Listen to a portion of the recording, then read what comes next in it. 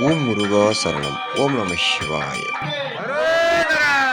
இன்றைய நாள் இனிய நாளாக அமைய எல்லாம் வல்ல சிவ குடும்பத்தின் அருள்நிலை எல்லோருக்கும் கிடைக்கப் பெறுக. மகா சிவராத்திரியில் எடுக்கப்பட்ட இந்த குடும்ப அர்ச்சனை அனைவருக்கும் கிடைக்கப் பெறுக. குங்கும அர்ச்சனை குடும்பம் வளம் பெற, சகலமும் வளமும் பெற்று செழிப்புடன் வாழ்வதற்கு இந்த குங்கும அர்ச்சனை ஸ்ரீ காமாட்சி அம்மனின்